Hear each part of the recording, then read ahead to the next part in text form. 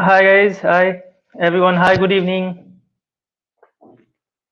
Hi, good evening everyone. So are you there guys? Yeah, just put something in the chat. I'm looking into your chat. Good evening everyone. Yeah, the music is good. Yes, I know. Even I vibe to the same. Okay, so guys, so I just came here up like to announce something actually. So I know you are enjoying this class of Saurav sir, and sorry for disturbing you today, like stopping you from this one. So from the start itself. So basically, I want to announce something here. That's why I came up here. So okay, guys. So first of all, I need all of you to put like basically put a rate, basically put a feedback. Like out of five, how do you rate Saurabh sir? I know he's an amazing trainer, and you all of you would rate him like 5 out of 5. I know, but it would be great if he can have something. So just post in the chat, guys. Just rate Saurabh sir. If you give feedback to him out of 5, what is the point you want to give? Okay. And yes, so and meanwhile, while you are putting this, so I'm seeing like all of them are putting like fives and fives. So it is, yes, amazing, guys. Yeah, amazing. So yeah, while you are putting feedback to Saurav sir, I'll also make some announcement here. Like guys, already I believe that you are putting your attendance daily because that makes you eligible for the examination. Okay. So coming to this examination part, you would have your exam on 30th Jan. Okay, so I believe and I hope every one of you would get qualified for the exam, and you would also pass the exam. So after passing, you'll receive certificate for the same. For those people, like let's say if some people could not pass that exam, so you'll get another chance in the next batch. So you'll be able to attend also the next essential batch, and you can attend the exam after that. Okay, so the next batch is on mostly, yeah, February 3rd or 4th. One, just give me 1 second. Yeah, 4th Feb, right? Yeah, 4th Feb, guys. The next session, next essential would be on 4th Feb. So those who would not be able to qualify this examination, they can actually attend one more essential batch that is on 4th, and accordingly attend the next examination after that session. Okay, so this was one announcement. Second announcement is like we are coming up with advanced batch, guys. So if you're enjoying Saurabh sir's class and are interested to explore more in this course, so whatever now you're doing, it is just a drop of a full from a full ocean. So you're just learning a drop, right? So if you want to get into that ocean and learn to swim into that. So I hope you would enroll in our advanced courses. Okay, so if you're interested for it, you can actually fill a form. We'll share the link in the chat. Okay, so you can attend the our own counseling form. You can fill it up, and you would be like given guidance for that.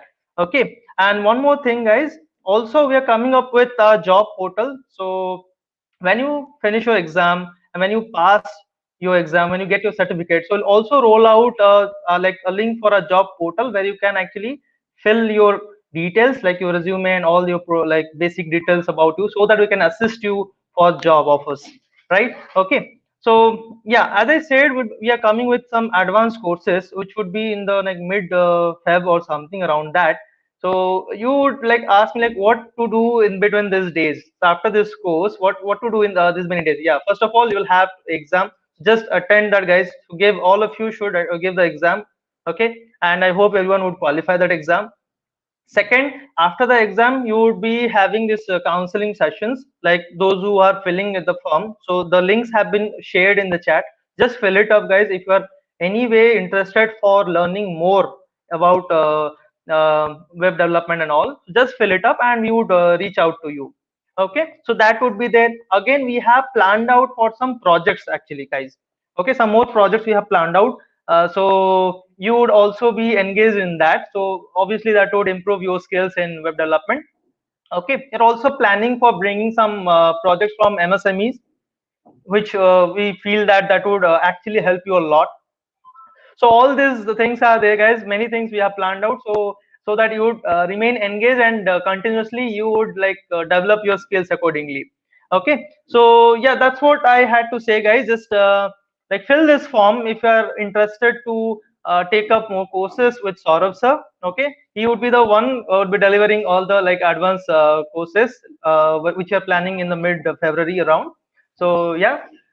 So hi sir, good evening. How are you? Good evening, sir. I'm good. Am I visible? Yeah, now I am. I can see Yeah. myself now. So Good evening, sir. yes. Good evening. So, guys, yeah, that's what. So, just fill this form and attend the counseling. We'll reach out to actually, and I believe like most of you would fill this form because I know every one of you like is interested for JavaScript and also more knowledge about web development. This is what you are coming up here, and you are here for that purpose, right? So see you there, guys. So thank you, and I would now like okay, Varney, you can come in and just like carry on with the session. So I'm just taking a leave now, guys. So you be there. Varney is there for you. She would like take care of all your like doubts and all. She would convey to sir. And yeah, that's what I do. I will not take much time of yours anymore. So just carry on with your courses and learning. Thank you, Bye. Take care, Suraj sir. guys. Thank you for giving me this information. Yeah, thank you. Thank you. Hello, everyone. Welcome to JavaScript Batch 1 Day 6. Hope you people are doing great. No? Yeah. Okay, guys. Last class we were learning DOM manipulation and functions, right? I think you had enough time to complete your assignments and revise everything till now. And I think assignments is too easy, no? What say, guys? Okay. Today we are going to discuss some part of DOM manipulation, and we are going to create an important project, and that is CRUD operations. So, are you guys excited? Okay, right. Don't forget to fill your attendance, and also don't forget to join the community where you can find the assignments, summary of the sessions, and deadlines and whatnot. So go and join now. And if you're not yet joined, join the community. The link is in the description. So thank you, guys. Hi, Saurabh sir. How are you? Good evening, ma'am. I'm really great. How are you? I'm good, sir. Over to you, sir. Thank you so much, ma'am. Thank you so much. Hello, guys. Good evening, everyone. I hope you people are doing good. And so today we have planned actually. Today we are going to do some part of DOM manipulation. I'm going to be showing you how to use that what we have learned to a greater extent. And so first we'll learn a little bit about looping with the DOM manipulation thing. And after that, we are planning to like create a project for today, right? So I'll be showing you how to create a complete CRUD application in JavaScript. Normally, when you create a project, what actually happens is you normally work with a backend, right? You normally work with a backend. But in this case, we're going to use JavaScript to store our data for now because right now we don't know any backend, right? So you can say that, okay, 90% of the things that are done in JavaScript, you're going to do it today, right? So we are going to be actually, what do you call that, creating a complete CRUD application that will have a create, update, delete, and view. And also I'm going to be showing you how to create a basic filter, how to create that search and everything for data, right? So that is what I have planned, because this is something that is used in a lot of projects, in a lot of admin panel dashboards. In whatever company you go, they will all have their own applications. All the applications will have a dashboard where you can see data, edit data, delete data, create new data, view data, filter data, search in that data. So all of that things we're going to complete, like we're going to try to make all of that thing today, right? So I hope everyone is ready for that, and I hope everyone is excited for that, because we're going to do the whole thing in JavaScript. And if we get time, I'll also show you how to store that data permanently in your browser. Like, we don't have a backend, so we are not going to store our data in any database or in any server, right? In this case, if we get time, I'll show you how to store that data permanently in your browser. In future, you can move that data to a server. That will be the only change, and some request and response that you'll learn in advanced Java itself. When we move to advanced Java, I'll also show you how to store that data on database, and how to send request and store it, how to receive a response and view your data. But for now, browser is our only database, right? Because it's just JavaScript. But yes, all the front end features that I'm going to do, that is how it is done in corporates, that is how it is done in companies. So the thing that you're going to learn is basically going to help you one when you actually start working for a company, where you actually have to write a lot of JavaScript to create all that filter stuff, searching stuff. We're going to do that like how it is done in real time. We're going to do that, right? So there's nothing like, okay, we'll do some small work and everything. exactly how it is done in companies, exactly how it is done in corporates, right? Yes, browser data is permanent for a particular, exactly, it will be for a particular user, right? Because when you like if I have a browser in my computer, that is like for me only, right? I sign into that, right? So that browser is only used by me. So exactly whatever data is getting stored in that browser is only for me. But yes, any application can what you call access it. Any application can access it if you give the permission, right? A lot of websites, when you open a website, they ask for a permission. Do you want the that website to access your storage, to access your cookies, right? So in that case, if you say yes, that basically means they can access your browser's data, right? So again, it's a level of security. It totally depends on you. No one can directly come and access it. But yes, for now, we're going to use browser to store our data. Are we cleared? Okay. So I hope everyone is excited. Let's move ahead then. So let's do one thing. Let's first create a file for our project, right? So right now we have, and I hope last time we learned this, right? Show password and hide password. Everyone understood that. Cookies, actually both are kind of browser storage, but both are not same, right? Cookie is also a browser storage, and browser storage that is also called as local storage is also a browser storage, but both are different, a little different. That's all. But yes, exactly, both are browser storage. So you have cookies, you have local storage. Both are kind of browser storage. That basically means both are stored in browser, but both are different, right? So that's what you have to understand. When you create cookies, that is basically done by some server-side language. And when you work with local storage, that you mostly do with JavaScript, right? Okay. Yes, I'll be also showing template literals today. Don't worry. Shantilal, I'll be also showing template literals. Okay. Let's start then. Let's start without wasting any time. So let's do one thing actually. Inside, okay, let's go on the desktop and create one more folder. Okay. So let's go on, and everyone has to focus because the thing that we're going to do today will take a little time, right? So everyone has to be focused and try to understand everything and ask proper doubts, right? So let's create a folder named soups, or let's say superhero, something like that. So let's, like, now in this case we can manage, like, whatever we are creating can have any kind of data, can have product data, can have planets data, can have geographical data. In this case we are taking a data that actually what you call makes us happy, superhero data. I hope it makes everyone happy. So let's just call our project superhero. So now we have a folder named superhero, and let's do one thing.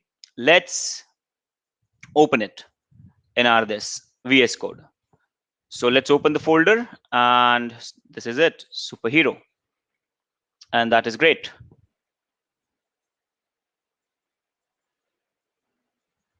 Okay, today actually a lot of, like, you're going to be like, while I create this project, you're going to be learning a lot of things, like how to print data on web pages, right? And how to actually convert your data from string to numbers. I think a lot of people were asking in the charts at the start how to convert your string to number, right? So today that is also something that we're going to learn. So don't worry about it at all. Don't worry about it at all. We're going to do all of that, right?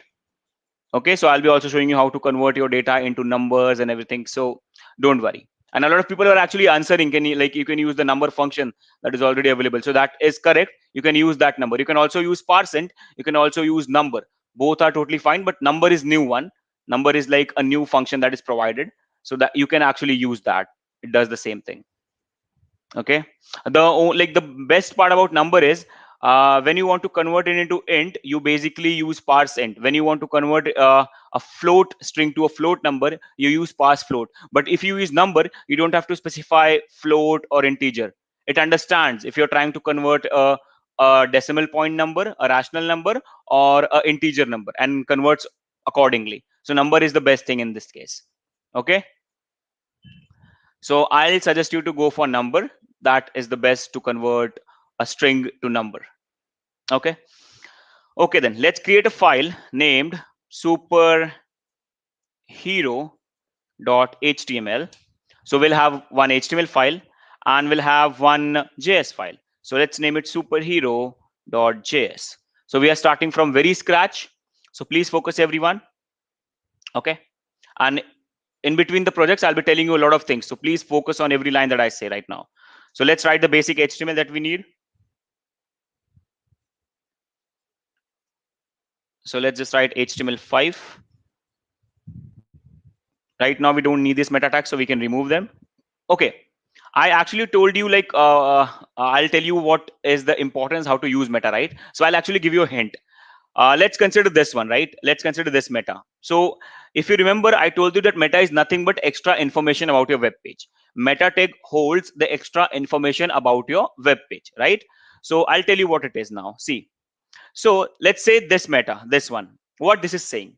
This is saying, okay, what information this meta is holding, that this is saying, okay, I am the meta related to viewport.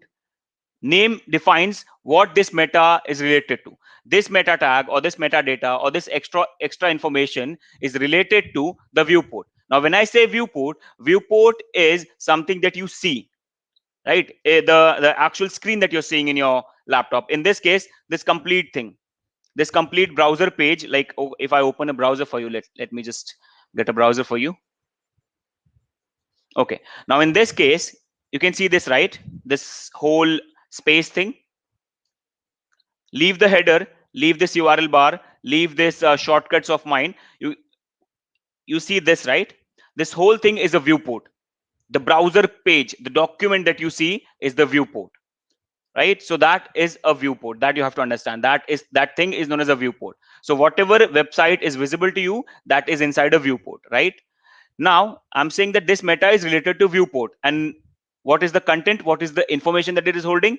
That, okay, the width of the element or the width of the viewport should be related to the device width. So the width of the viewport should be dependent on the device width, right? The width of the viewport should be dependent on a particular device that the browser is opened on. Like, okay, the browser can open on mobile device, the website can open on laptop, the website can open on a huge monitors, the website can be opened on tablets, right? So what this meta is saying, okay, please follow the device width for the viewport width. So browser should take a width, or the website should take a width according to the device width. That is what this method is specifying. And it is also saying what should be the initial scale. That this is basically what initial scale means. What should be the initial zoom of the content on the website? That's all. It should be one. By default, it should be one. That is, it should be normal, right? So that is what this meta is specifying. That's all, right? Now, even if you don't understand it first, don't worry at all. It's just an extra information. It does not cause any harm. That's all. If I have to say one more meta, you'll understand it like this. There is one more meta that you can write, that you actually write in websites. Yes, it's somewhat related to media queries, Pradu. It's somewhat related to media query. Exactly. But not all metas are related to media query. But not all meta tags are related to media query. I'll show you one more meta tag and the use of it. There is one more meta tag where you can actually have this meta name equals keywords, and then content equals. Now, what this meta tag will do, whenever you perform search engine optimization, this is the first thing that you add, meta name keywords. Now, in this content, you can go and specify like, okay, Superman, Batman, website, separated by commas. So I'm mentioning keywords that, for if anyone goes on any kind of search engine like Google or Bing or Yahoo and writes something like Superman, Batman, or website, or any keyword that I've added, so I'm telling the search engines, please prefer my website, please see my website for that keywords. So you add all the keywords here for which you want your website to be searched for. So if someone puts Batman in a Google or Yahoo or Bing, your website should also be appear. You're basically letting the search engine understand that, okay, for this keyword also search my website, for this keyword also try to get my website in the link in the search results, right? So that is what you're saying in this meta. So it's again an extra information that you have included for the search engine, right? So name keywords, and inside content, by comma separating, you write all the keywords that you want. If a user search, your website should appear.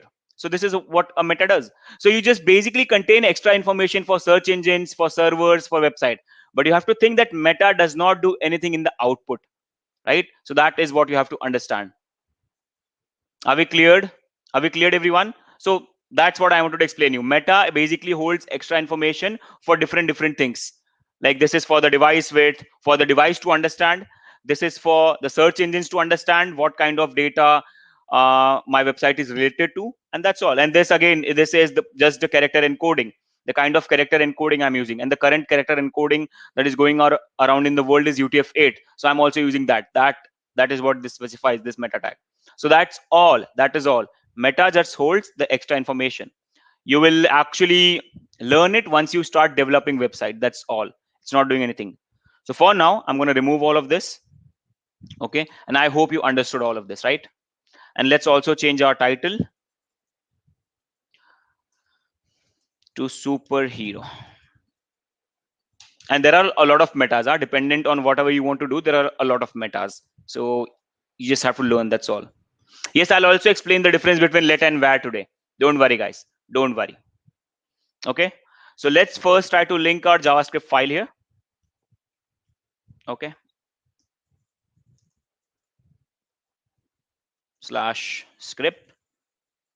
And again, same thing that we've learned, src superhero.js. Save it and let's run it. So I have a browser, right? Yep, I have got a browser. So let's copy the path. Go inside the browser, paste it, and here you go. Okay, cool. Now let's go on our JS. And yes, someone was asking what is the difference between let and where. Let's see. So if I like go for a definition, you just have to understand this, that let is a block scoped. What, like whenever you create a variable using let, it is block scoped, and whenever you create a variable using var, it is function scoped. Just have to understand, let is block scoped and var is function scoped. Now what is this? What is meant by block scoped and function scoped? Let's try to understand this. Okay, let us try to understand it. So it's really easy. Please focus, you'll easily understand it, what I'm saying. Now first you have to understand what is a block, right? Before moving on to what is block scoped and what is function scoped, let's try to understand what is a block. Now wherever you see this curly braces, in which in between you write some code, right? In between curly braces you write some code. So that opening curly braces and closing curly braces, the space that is between them is known as a block, right? Remember this, the space between the opening and the closing of curly brace is considered a block, right? Now anything can be a block. Something like this, you can have a function abc which has a curly brace, it's also a block. You can have a for loop which has some conditions between it, and this can also be a block. You can have an if statement, and which again has a block. So in this case, anything is just a block. If can have a block, for can have a block, and function can like they have a block, right? So all of these things have a block. That is what you have to understand. That is what you have to understand. So functions also have block, and the opening, this gap or the space or the place where you write the code between opening and closing of the what you call curly braces is known as a block, or it is also known as a scope. It is also known as a scope, or it can also be known as a context. So just try to understand this. The area can also be called as a scope, can also be called as a block, or can also be called as a context, right? So this is the function context, or this is the function block, or this is the scope of the function. Like this is what defines the function. This is the area of the function. Like outside this, if I write something, this is not the part of the function. So this is outside the function's context. If I write something before the function, this is also outside the function's context, outside the function's block, or outside the function's scope. That's what you have to understand in this case. Now, I hope you understood what is the like block. Now let's move ahead and let's see the difference. Like when I said that var is a function scoped and let is block scope. Let's try to understand that. So for that, let's actually create a loop, right? So let's create a loop using var, right? So var, let's say var I equals 0, or let's say 1, I is less than equals what you call 5. So it will go to 1 to 5. It will go from 1 till 5, and then I plus plus. So we know that this is definitely going from 1 to 5. Let's print it, console.log 5, right? Let's see. Let's see it. Oh, where is it? Here you go. Let's open the console and see it now. Let me just zoom it for you a little. Okay, I hope you can see it now. Let's refresh the page. And here you go. Okay, now actually I didn't increment it or what? I is 1. Okay, I printed 5. I'm so sorry. Let's print I so that you can see it, right? I printed 5. Now you can see I've got 1, 2, 3, 4, 5. That basically means yes, it works perfectly fine, right? I'm going from 1 to 5. Now, according to normal programming principle or in general programming, what happens? Now you have created this variable inside the for. That means this I variable belongs to the context of for loop or block of for loop or scope of for loop. This I should belong to the block of for loop. In any programming language, if you create a variable inside a block, that variable belongs to that block. Remember this, that variable belongs to that block and it cannot be accessed outside the block. This is how normal programming works. But in JavaScript, now see, this I belongs to the for block and this I is made inside for. That's why it belongs to the for block according to programming. But in JavaScript, let's try to actually access it outside the block and let's see if we can still do it. Let's see, save it, refresh, and now you can see I can also get 6. That basically means this line here is also working. That basically means I can access I outside the block, and that is happening because I created I using var. That basically says, okay, even if I create I for a even if I create a variable for a particular block, it will still be accessible outside that block. Now, when I say it is function scope, now you just have to understand that the whole JavaScript page is a big function. It's just a function. This whole JavaScript page, it's a function. Now let's prove it. So you cannot see that function. So let's create our own so that you can understand it. So let's create function demo. So let's say this is the function in which your I is in. Okay. So now again, when I say that this is function scope, right? As I said, whatever you created var is not block scope, it's function scope. That basically means I can access it outside for. But yes, whatever you created with var is function scope. Now that this I is inside a function, it will not go outside the function. So that is whatever you create with var is not global. You cannot access it anywhere, but you can access it inside the whole function. So even if I have created this I for this for block, I can access it in the whole function anywhere after this, anywhere in the function. That's what it is meant. Whenever you create a variable with var, it is function scoped. It is function scoped. It is available everywhere inside the function that it was created in. If you create a variable with var, it is available everywhere inside the function. Just remember that, not outside the function. Now let's try to see this one. And again, function is also a block, but it's just a bigger block in this case, bigger than for, because for is inside it. Now let's create a variable using let. Now let follows the programming principles. Let follows the current programming principles, and let's see what it does now. Can we access it outside the for block? Right? Let's see. Refresh. Okay, now we have to call the function, right? Because now we have created a function. Let's just call it. Okay, so let's just call it. Refresh. Now see, I've got till 5, and after that I got uncaught reference error, I is not defined. That basically means this I is not accessible outside the for block, and that is how it works. So whenever you create a variable with let, it is only accessible inside the block it was created for. That is how normal programming works. That is how C works. That is how C++ works, right? But in JavaScript, it's just a problem with var. Right? That is how the var was created, and that's why there was a need to create let. You cannot, like, if they wanted, they would have removed var and included let, but they cannot do that because people from 15 years are using var continuously. So you cannot directly go and remove var, right? So that's why they introduced let, to follow more programming principles, to follow good programming principles. Now it's up to us what we want to use. Do we want to use var? Do we want to use let? But yes, in future, maybe after 10 years, 15 years, they will like normally remove var, but they cannot do it right now because people are still using it. A lot of websites, a lot of applications are still having var inside the code, right? That's why they cannot remove it. But yes, they will definitely after 15 years, when all the websites, every application gets updated after some time, right? After some time. So they will definitely remove it, but they cannot do it right now. So I hope you understood the difference. So let is block scoped, right? Are we cleared? And yes, of course, const is also block scoped. You just have to understand. Const is also block scoped. Now the difference is, I hope you understand, whenever you create a like, let's say like that, this is a wrong statement, but let's try to understand it. Okay, let's try to understand it. Now, when you do this, so this I, and when you create I with let, now in this case, this I is a variable, and when you create an identifier using const, that is known as a constant. It is exactly same as variable. It's also data. It's also stored in a memory location, but the difference is you cannot change the value. So if I have I equals 5, and if I have I equals 5 for this, after some time or in some line of program, I can go on and easily change I. You can actually see it here.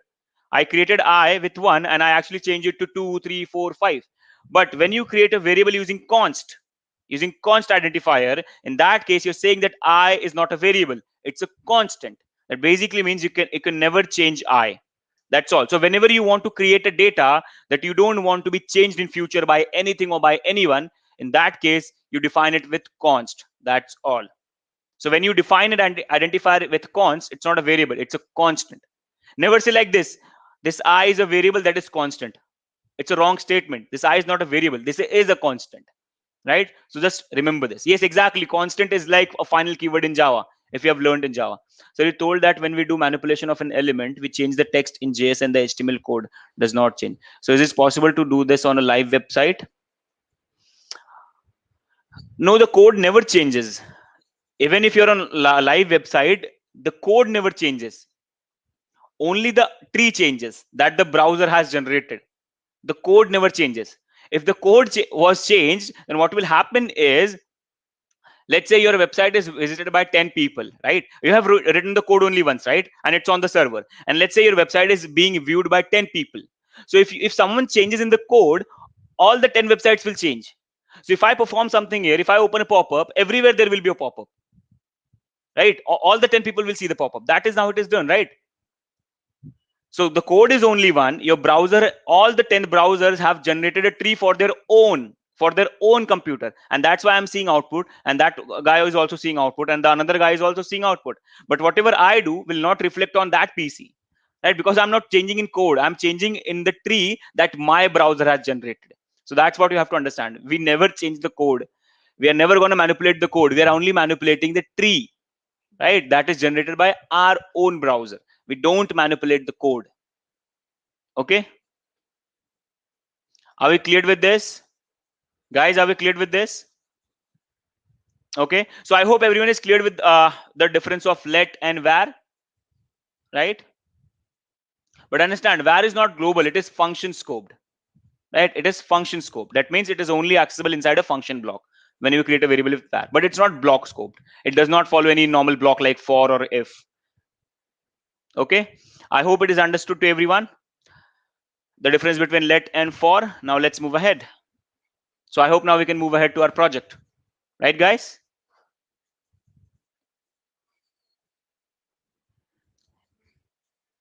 And yes, Kusum, I think your doubt was, can we change the code? Yes, it is possible, but we don't do it normally. Yes, we can do it. We can do it, but you don't do it. Like, but yes, if it is required, we can do it. We can create coding files. In that, we can perform the file operation and actually change the code. So yes, it is possible. So if your question is it possible? Yes, it is possible. We can change the code, right? And for that, you don't need JavaScript. You can use any language, any file reading writing language, like what you call C, PHP, Java, anything. It's not tough. You just have to learn file reading and writing, Kusum. You have to understand file reading and writing, because at the end you're gonna put code and delete code, right? So you just have to understand how to read files, how to write files, how to put data in files, and how to create files using some programming language. That's what you have to learn. Purdue, because Google has blocked it. A lot of people, what they do is write some scripts in JS file that will manipulate the Gmail website, right? That is also known as cross-site scripting. So for the security reasons, they have blocked the JS. So if you want to send JS files, what you can do is convert them into TXT, send it, and inform the person that is on the receiving end to always convert it into JS back. Or you can also upload it to Drive and then send it. That is another option. So that is just some security reason, that's all. And yes, you can also use Python. Constant is block scope. Mubarak, constant is block scoped. Same like let. Okay. Can we move ahead now? Can we start with the project, guys? Should we start with the project? Now we exactly have 1 hour and some 17 odd minutes. So let's start, right? Let's see if we can complete everything. Okay. So to start, let's first build our data. So let's create a variable. I'll be doing let again. So let's do let superhero. So this is my array, right? I'm creating an array that will be holding my objects. That is what I'm doing here. I'll be creating an array that will be holding my objects. So basically I'm creating array of objects, right? So let's do this name. Okay, again I forgot. Should not be a colon. So let's say name Thor, age 1500.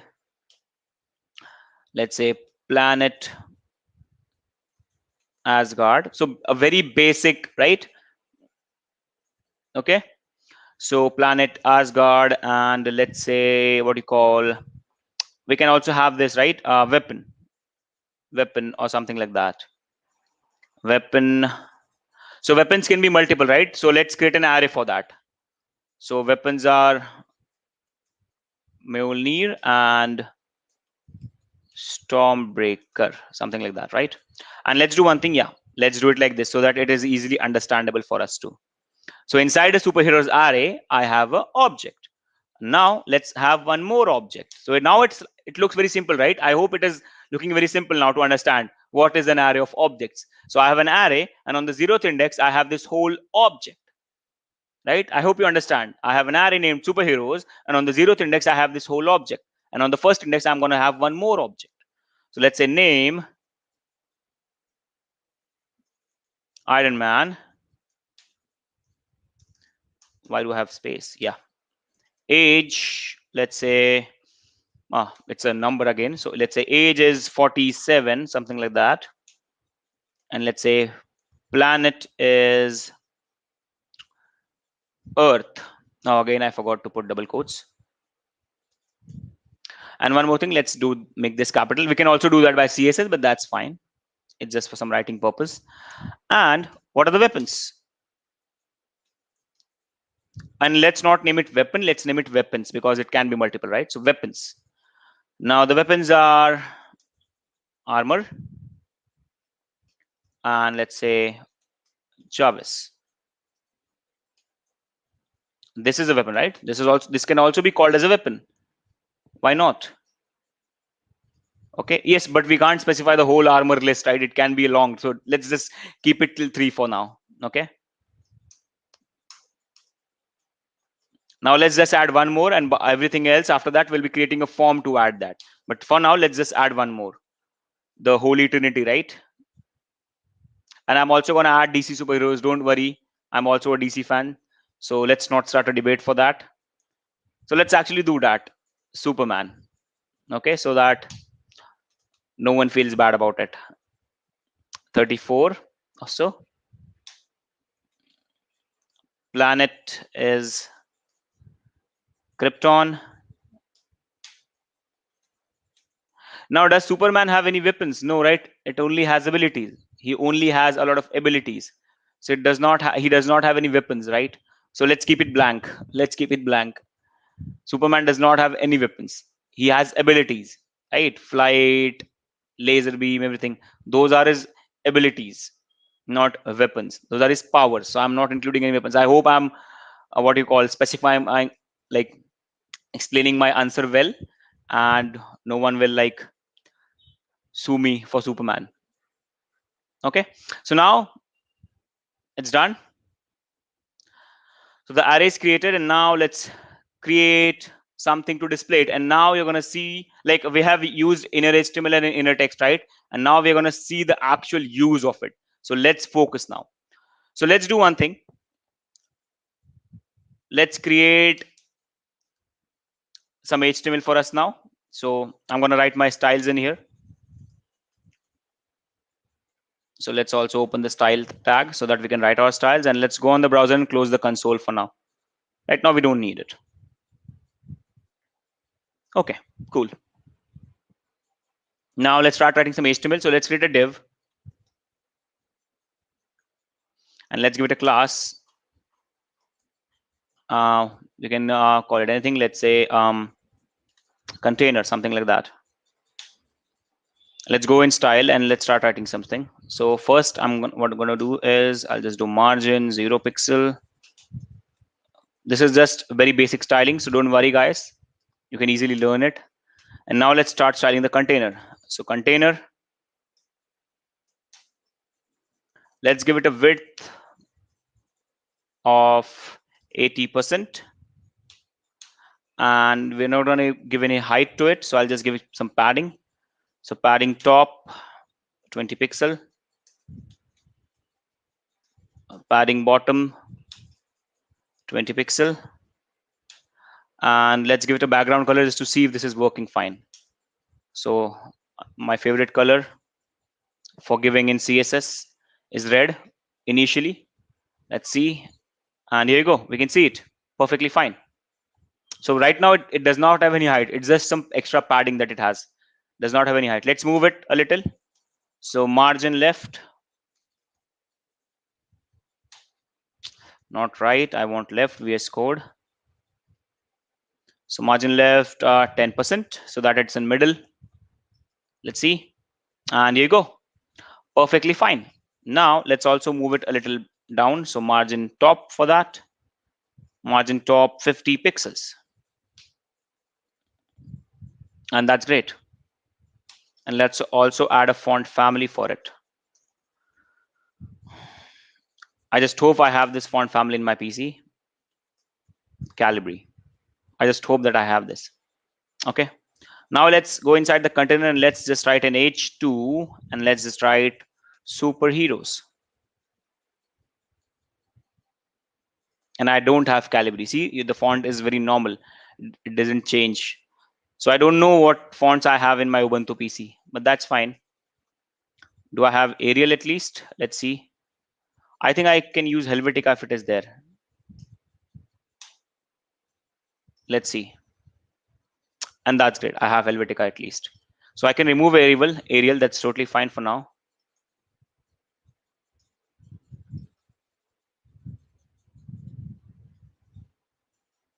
And yet it's fine. I have Helvetica. That's great. Okay, cool. Now, after that, I just need a table. But yes, I also need some padding because it's actually like stuck to the corner. So let's move it. So let's just give it a padding of left, that is 10 pixel, and padding of right also 10 pixel, so that it does not look bad. It should be same from the both sides. So padding right. This is what I don't like about VS Code. Padding right 10 pixel. Let's see now. And that's great. Now we have it. Right? Now, I think I should use H1, right? H2 is a lot smaller. Let's use H1. Cool. This is good. And let's also move it up a little. So 50 is a lot. Let's give it 20 for the gap. Yep. Now this is actually good. Cool. Now let's move ahead and create a table. So please everyone focus now. It starts to get a very little complicated. So please focus. Everyone, please focus. So I'm creating a table here. So you're going to see the actual use of DOM manipulation today, right? So let's do it. So I hope I created a table last time. I'm doing the same thing again. So let's create a T head, right? So T head, something like that. And inside the T head, I will be having a row that is for my headings. And inside that row, I'll be having all my headings. So let's do that. So TH for that. So let's say name is the first column. Second is the age. Third is the planet. And fourth is the weapons, right? Let's see if it is there. Great, but I don't have border, so let's create border. Okay, so let's go here and do border 1, and again cell spacing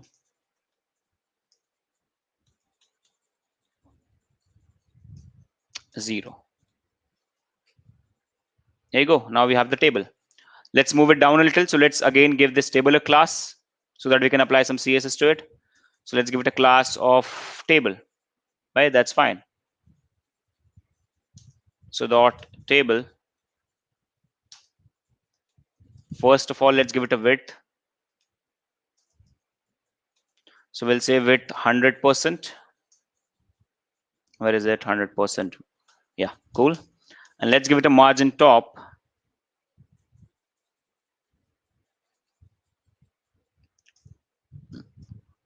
of 20 pixel. That's fine.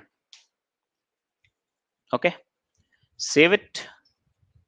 Let's see. And here you go. So now we have this name, age, planet, and weapons, and that is great, right? This is it's, see, again, it's not bad, right? Sort of, it's not bad to write internal CSS.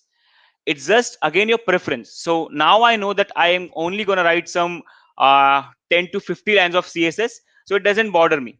But yes, if I had to write, let's say 400, 500, 1000 lines of CSS, in that case I would have definitely used an external CSS. But for now, I'm definitely sure I'm going to go till 50 to 60 lines, so that's fine for me. Now I can actually write internal CSS. And remember, it's not bad. Anything that is created, it's not bad, right? It's just your preference. It's just what is the best for you.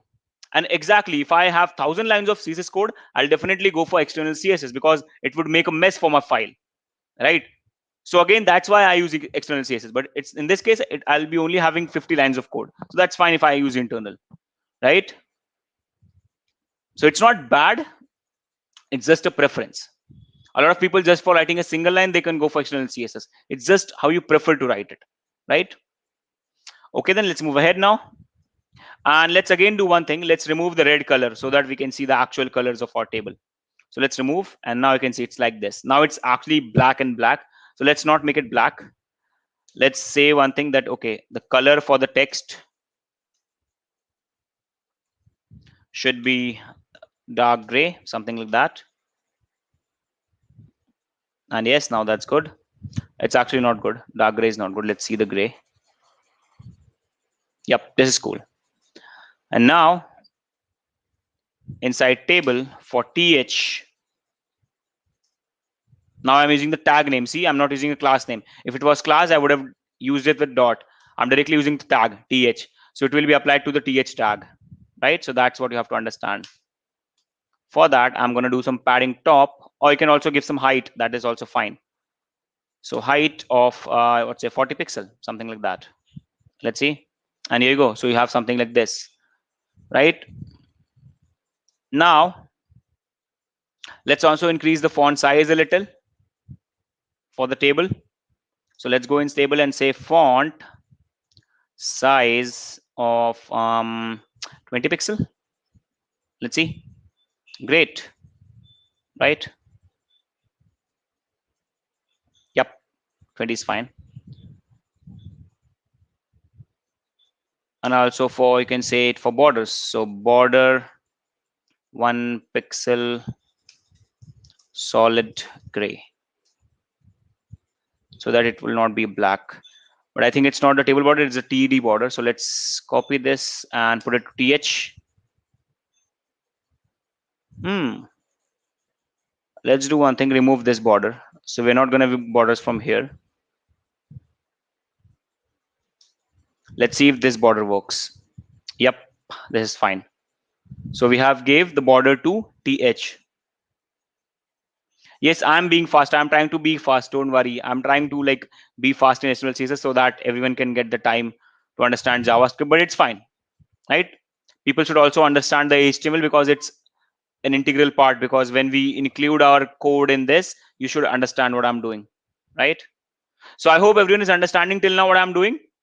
So don't worry, guys. It's just HTML and CSS. If you're not understanding it completely, that's totally fine. It's not anything. It's not anything big. You can go on and learn it easily. That's fine. So right now I've just created HTML and I'm just doing some CSS. That's all. Are we clear with HTML and CSS, guys? Are we clear with this, everyone? Are we clear with this?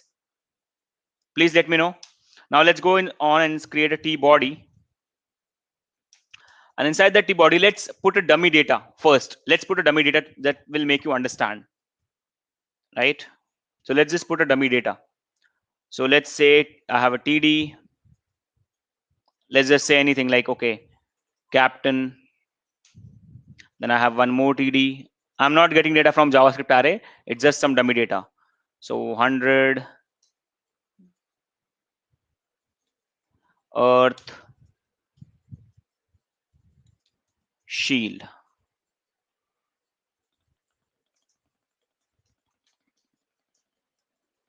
Okay, save it, refresh it, and again we need borders for TD as well. So you can see that there is no border for TD. So you can also go here and say that, okay, for TH and TD use the same CSS. So I can just apply some comma.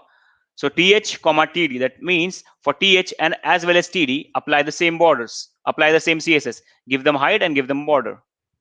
Let's go and see. And here you go. Now I have the same thing, and that's great, right? And now let's go for table and let's see if we can remove the border for it, for the table. Let's say border none for the table. We don't need border for table, just like that. Okay, no, because it's a border.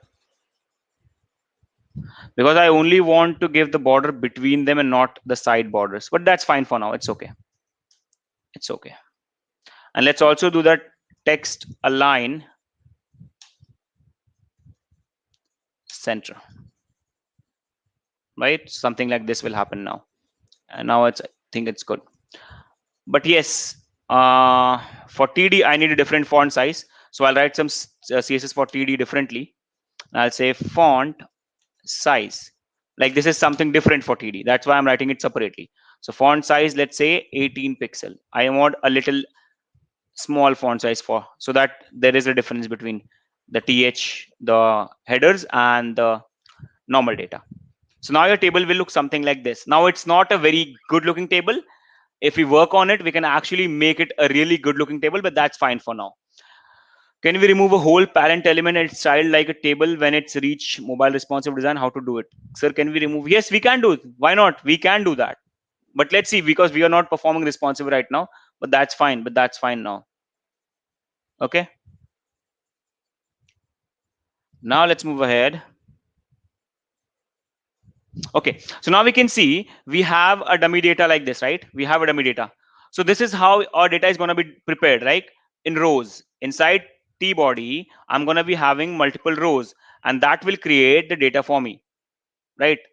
So basically, what I have to learn here is how to convert this array of data into a TR and TD combination, right? Because now we know my table is formed properly, and inside table, if I want to add data, I just have to create TRs.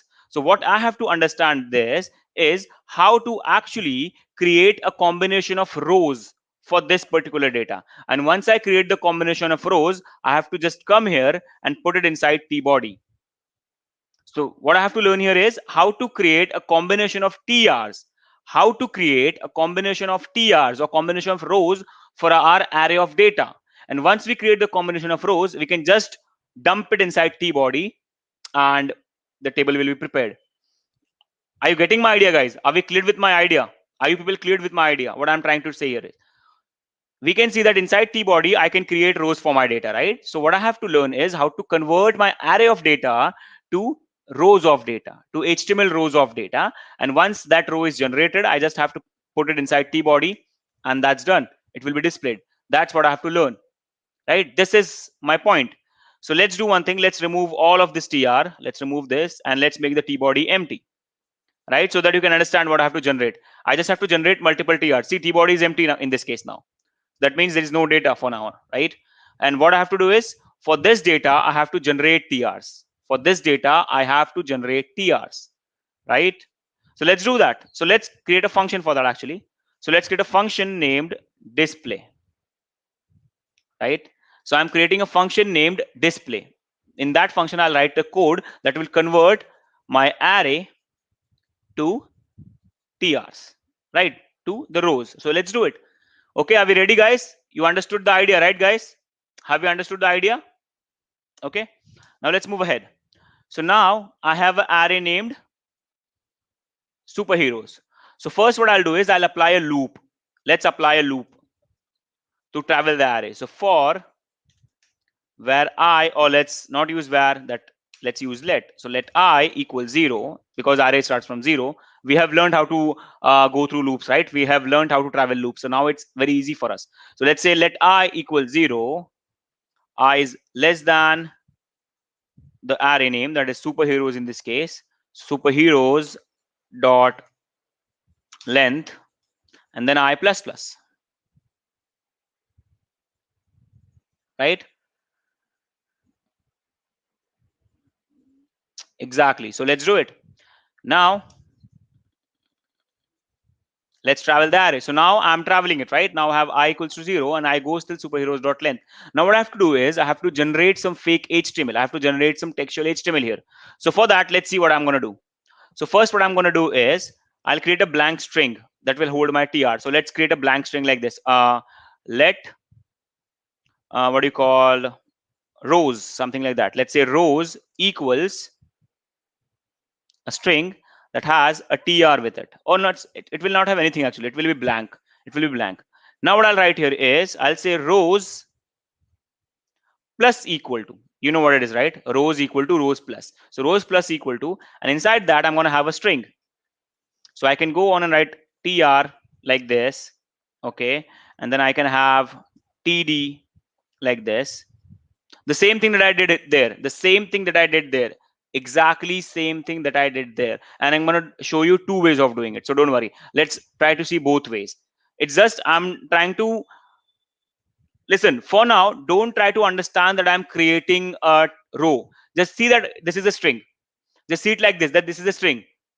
This is just a string. Don't read that tr, td or something like that. It's just a string. And what I'm going to do is I'm going to concatenate what do you call string and variable. That's all. That's what we have learned, right? Okay, so let's do it. So trtd, and then we have 4 tds, right? So let's create one more td in this case, and then again close it. Let's create one more td and again close it. Let's create one more td and again close it, and let's finally close the tr.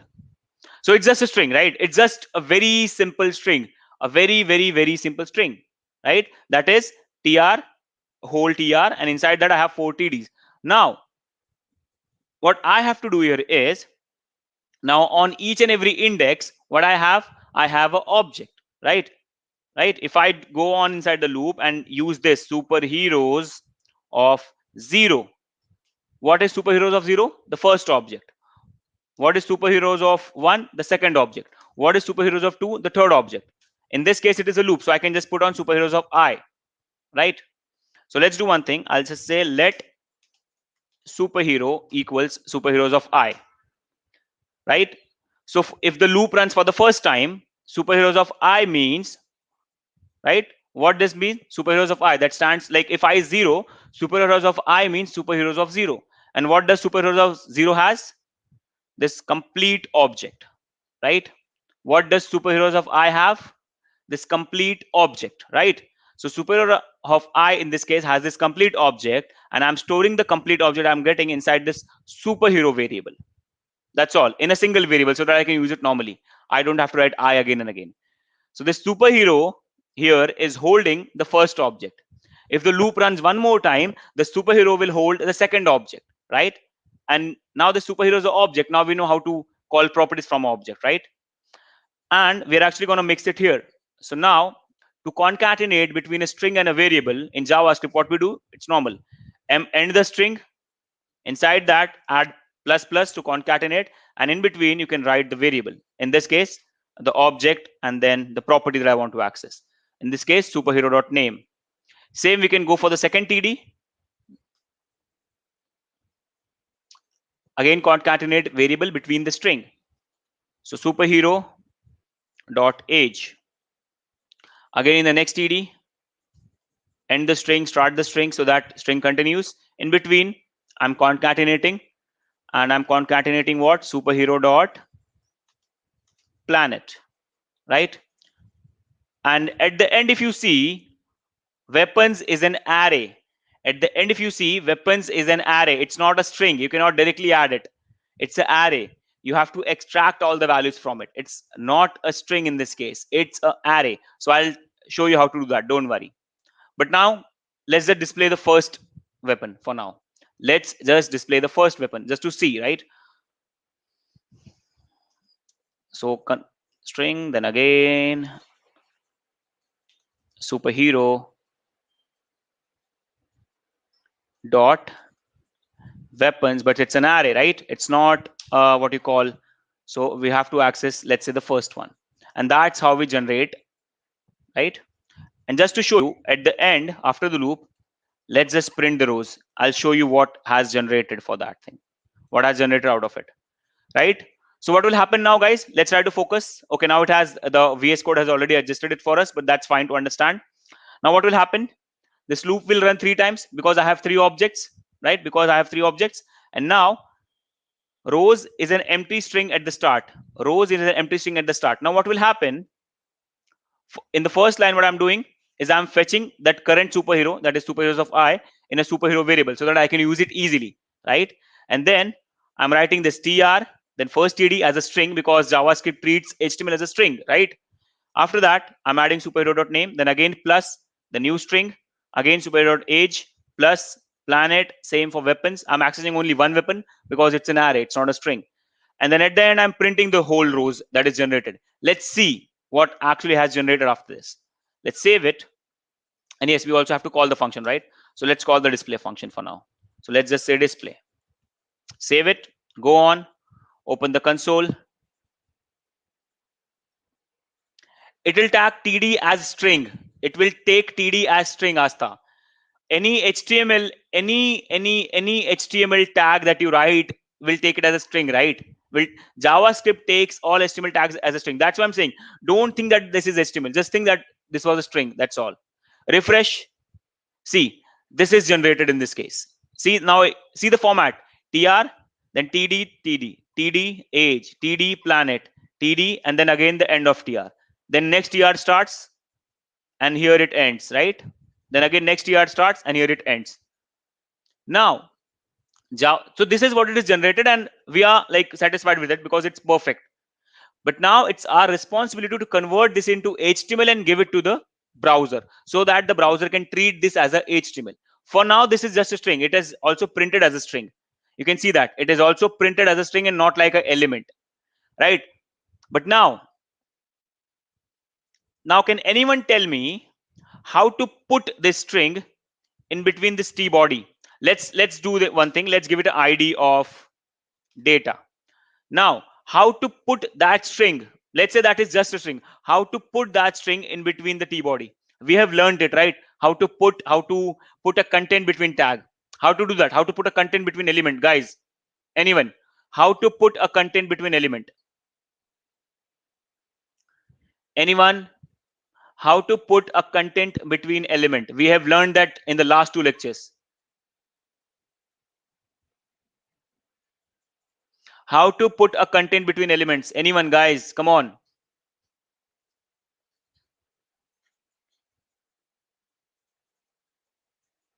Exactly.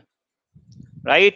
So first we have to fetch the element. So basically I want to put content between T body, right? So what I'll fetch this T body with the ID data. So let's do it. So document dot get element by ID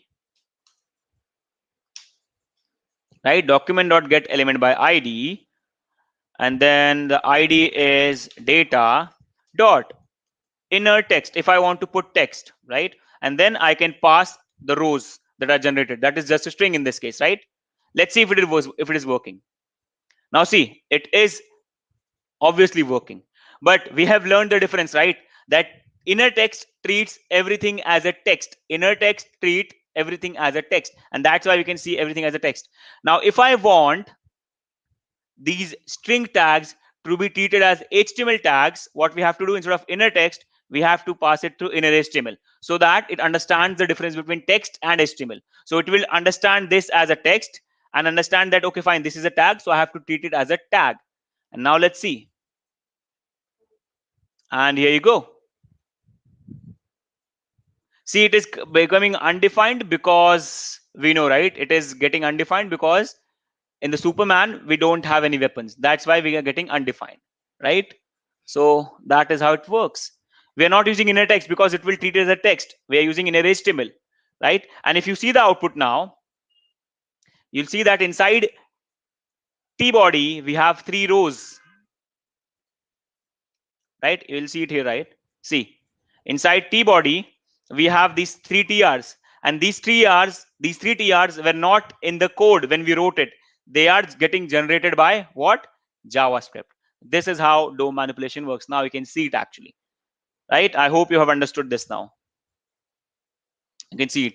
These 3 TRs and all these TDs are getting generated by JavaScript. So we generated this in JavaScript as a text, and then we, what you call, dumped in into the T body as HTML using inner HTML, right? So that's how it works, guys.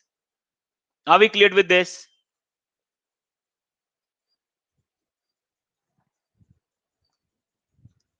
Are we cleared, everyone? Do we have any doubts for this, guys? Do we have any doubts? Because now everything that we do will depend on this. So do we have any doubts? And I'm also going to teach you one more way that will actually make it easy for you. That will actually make it a lot easier for you. Generating that string. It will make you. It will make basically the generation of HTML in the JavaScript side a lot easier for you.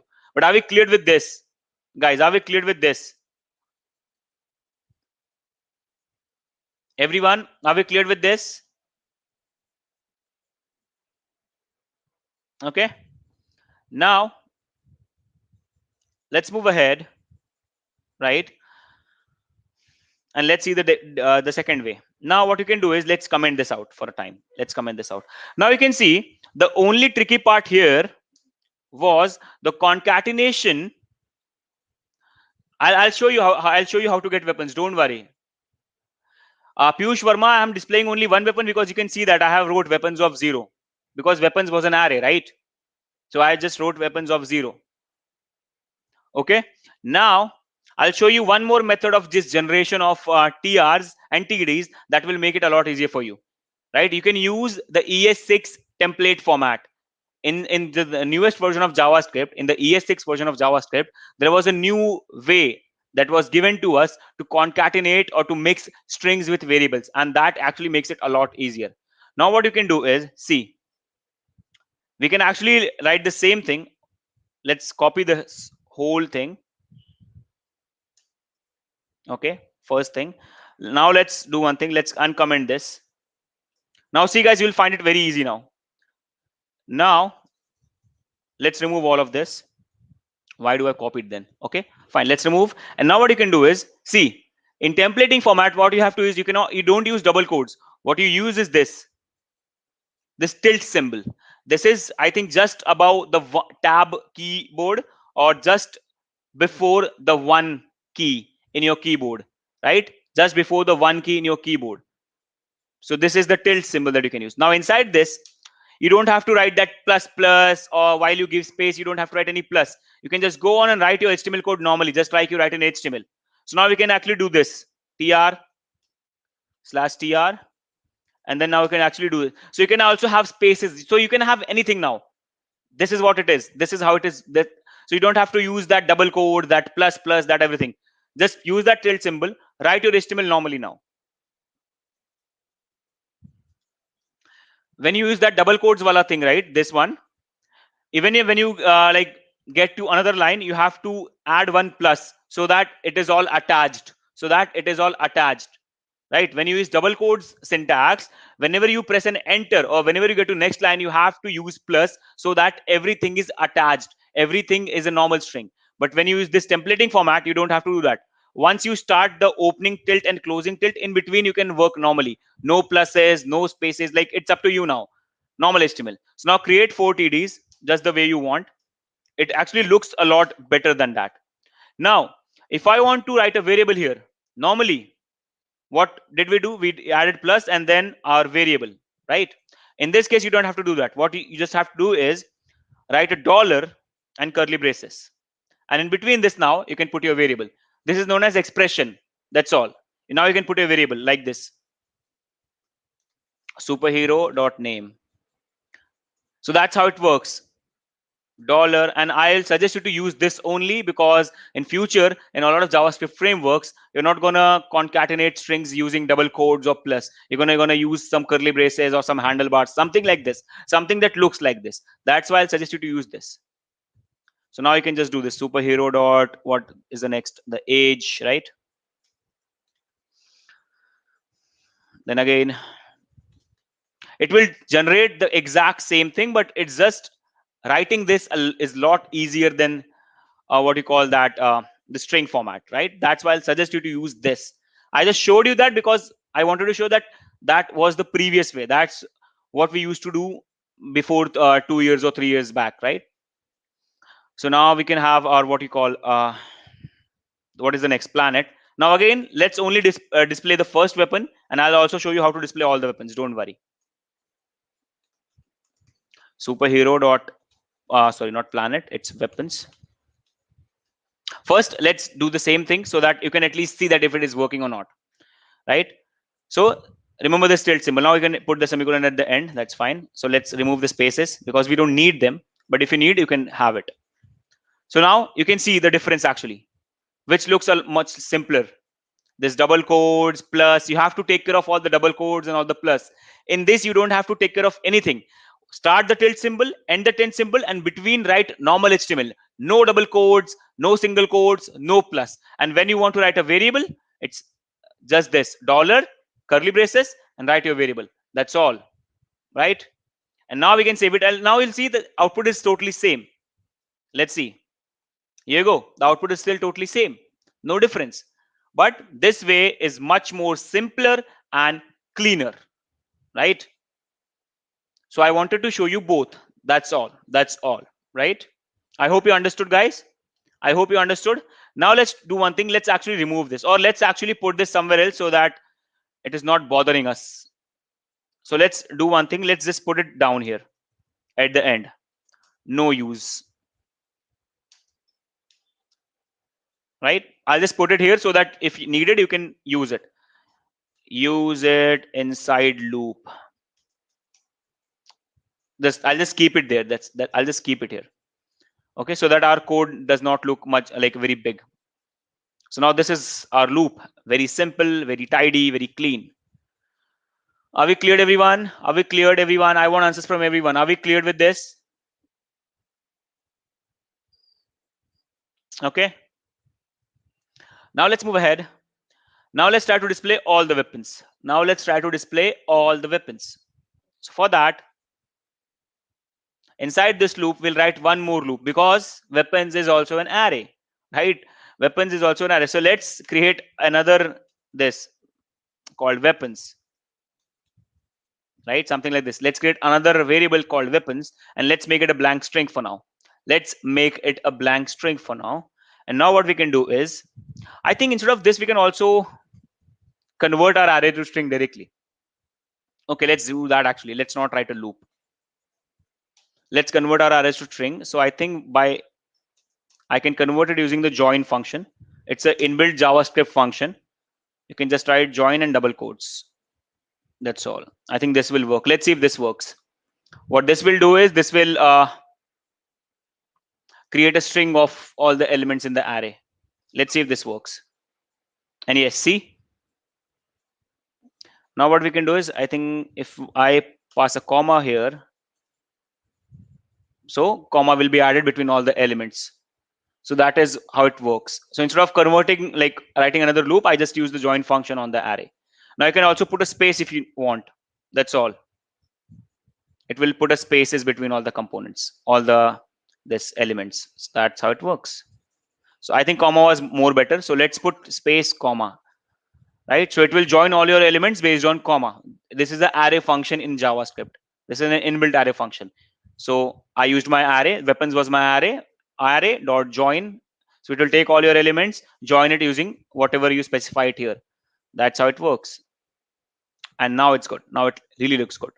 And Superman didn't have any, so that's why we have blank, and that's fine. That's fine, right? Superman didn't have any weapons, so that's fine.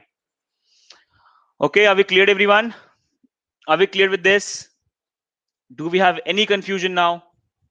Can we move ahead to what you call addition of superheroes? Can we move ahead to addition of superheroes now?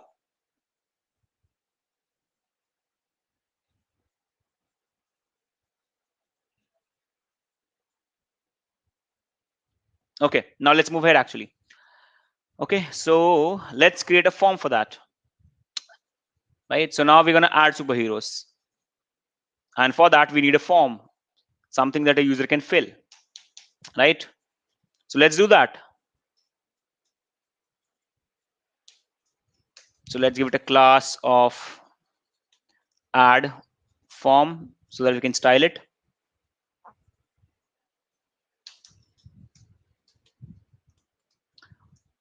So dot add form, right? At least I want to complete add and delete. That much I want to complete, right? For all the time, and at least I want to show you a little search. So if our time get extend from like till 7:15, please wait, guys. Don't go anywhere, right? I hope you will be there. It is an array, right? What you HM classic cartoon superhero.weapons is an array, and you never display an array directly on web page. It is visible on the console. On a web page, it will be just written, okay, it's an array. It will be just an array. That's all. It will not display all your element. It will just be an array. That's why we converted it to a string, right? Using the join function, we converted it to a string separated by commas. If I just print superhero.weapon on the web page, if that's an array, it will display array. It will not display the elements, right? You can try it. Okay, so now let's move ahead. Let's give it a height.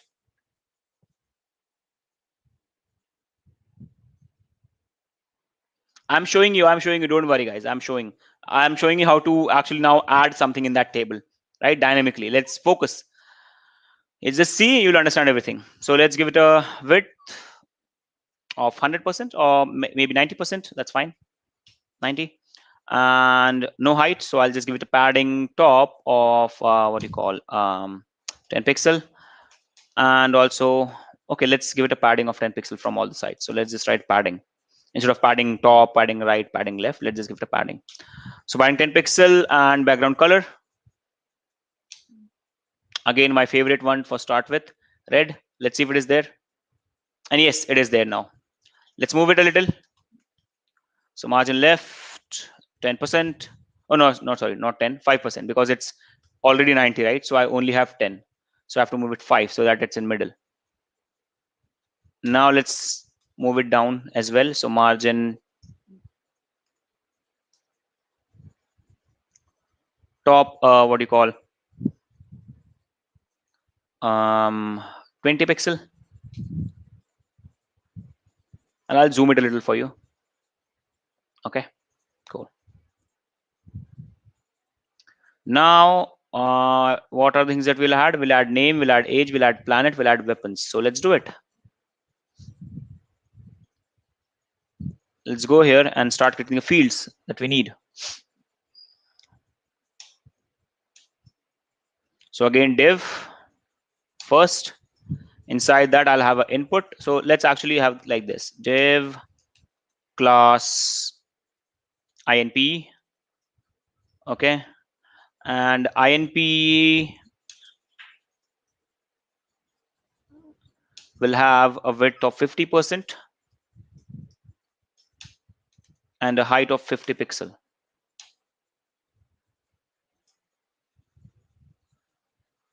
or let's say 40 pixel. That's also fine. And let's say background color of green for now, right? Just to see if it is there. Okay. I have two colons, that why it was not visible. Now let's see. See, it's there now. So now I need 4 fields like this and a button as well. So let's just copy this. Copy, copy. So I have 4. Let's see if it is there. And one more thing, so that it's side by side. Display inline block.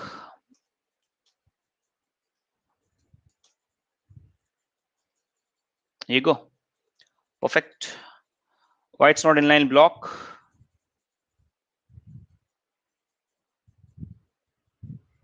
Okay, I think 50% is a little more. Let's make it 45%. Yeah, that's cool. That's cool. Okay. Now we need one more for the button. So let's create one more INP for the button. Okay, so name, age, planet, weapons, and a button. And that's great. Now, if we want, actually, we can make it 100%. 90 is not looking that good. So let's make it 100 actually. Okay. And let's remove this margin left. We don't need it. Okay, this is good. This looks really good. Okay, cool. Now let's add the input fields, and after that we'll remove all the colors. That will make our form look really great once we remove all the colors. Right now it's just a Portugal flag. Okay, so input type is text and a placeholder, that is name, and I think that's it. That's all we know. Right, same like this. Copy this, come here, paste it. What was the next one? Age. So let's make it input type number, and let's say this is for age. Again, same, one more input. This is again text, and we're going to store planet. So let's give it a placeholder of planet.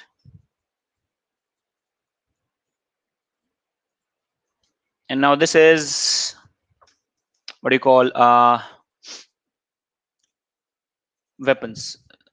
So weapons, and I'm also giving him a sample how to write your weapons. So if he wants to, if the user wants to write multiple weapons, like I'm just showing you, you can write W1, that is weapon 1, comma weapon 2 dot dot dot weapon N. So write your weapons like this. If you have only one weapon, write only one weapon. If you have multiple weapons, write it by comma separation. That's what I'm showing him. And we're also going to do that. We'll also learn how to get a multiple values in the same text box using comma separation, how to split them, how to convert them into array. We're going to learn a lot. Exactly, that's what it is. If you want to learn website development, if you want to learn JS, HTML is a much needed thing that you should know. Okay, let's create a button then. So button, let's just say on the button that says add superhero, and that's fine. Let's see. So right now they look very normal. Let's apply some CSS for them, right? And let's also give them a margin. I also want to give them a margin for the inputs. Margin of what do you call 3 pixel. That's fine. Let's see. And yes, there is a little gaps now. Cool. Now let's style the input. So directly the input tag, and I want to give a width of 100%, a height of 40 pixel,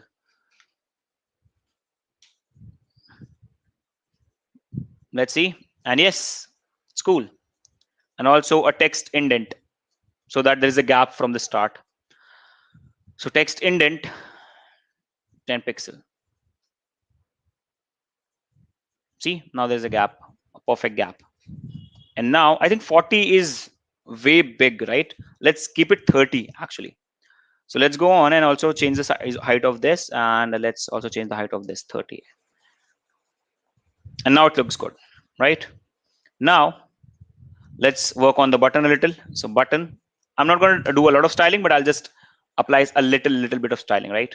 So let's give it a padding of 10 pixel from all around first. Okay, now it's good. And that's fine. I think this is a good button, but it makes it a bigger than the div, right?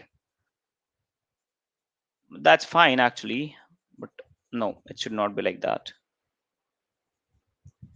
So padding of 5 pixels. Yep, this perfectly fits there. And now let's remove the color. So let's remove the background color green, and let's remove the background color red. And now I think our form will look great. And here you go. See, you have this, right? And then you have also this button, and it looks really great. Let's increase the margin a little bit. So margin 5 pixel. I think this will be great. Yep, perfectly fine. Okay, guys. So are we clear with this?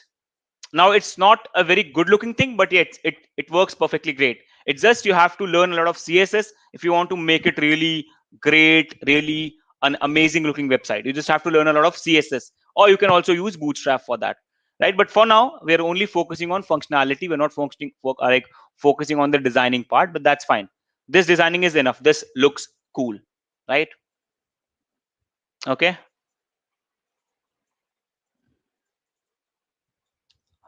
I just see, if I have added like all the inputs in the same div, still I have to do the same thing. It's just, again, I prefer to have all my inputs in separate divs so that I can easily manage them. It's like all the inputs have their own blocks, so it's actually like that. So it's just, again, a personal preference, right? It's just thing. A lot of people in this case would have done the same thing, like added all the inputs in the same div. But again, it's just a preference, so it's not a thing. It does not do anything actually. But yes, it makes easier, it makes it easier for styling. That's why I like always try to have different divs for different inputs. It like each and every input have a block now, where they can be in, and what like I can manage easily, right? So that's why, that is why. Yes, we can also use table. Yes, of course, why not, why not? You can also go for table. Yes, again, it's just your way of writing CS or HTML. That's all, that's all. Okay, now let's move ahead. Let's move to the actual thing. To have to read the values, so let's give them IDs now. Let's give them IDs. So ID equals name, ID equals age, ID equals planet,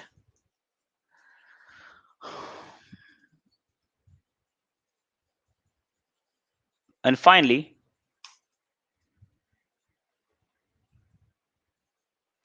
height should not be in percentage, because you don't know the end of a height, right, Pradu? You don't know the end of the height. Height is scrollable, right? You know the end of the width, at least you know your screen width, but you don't know the height. Height goes in scrollable, right? You know the viewport height, but you don't know the website height. Height goes on scroll, right? So you never know the height. That's why you have to give fixed height to everything, right? In every device you go, height is always scrollable, right? But width is fixed. That's why you can work with widths. You can give uh, width in percentage, right? Because when a device changes, the width changes, not the height. Height still goes on scroll, right? That's why. This was weapons. Okay, so I've given the IDs. Okay, now there's a problem. Why there's a problem after the, okay, I think I missed something here. Yep, in here I missed this double quotes. Okay, and now it's fine. Cool, now it's totally fine. Okay, now let's create a function that will add superhero for us. So let's go after display, and let's say add superhero, right? This is the function. I forgot to add the function keyword. Okay, cool. Now what I'll do is I'll create an object, a blank object, like, okay, this dot, oh, sorry, by mistake, Let's just say let superhero equals a blank object, no properties at all, a very blank object. Okay, you use form tag if you want to specify action or what is the method of your submission, and only when you're sending a form to a server. In this case, we are not sending this form to a server, right? We are using it internally for JavaScript. That's why the form tag was not required in this case, right? When you actually send a form to server, where you have to specify the method of the submission and the action where the form should be submitted, in that case you use the form tag. Right now we don't need any of that. That's why I didn't use the form tag. That's all. Okay, I hope it is cleared now. Shreyas. So now I have a blank object, and now you should know in JavaScript. Yes, that's the problem. Yeah. Now you should always know that when you create a blank object, if you go on and just do this, like okay, superhero dot something or superhero dot power, this property will be added.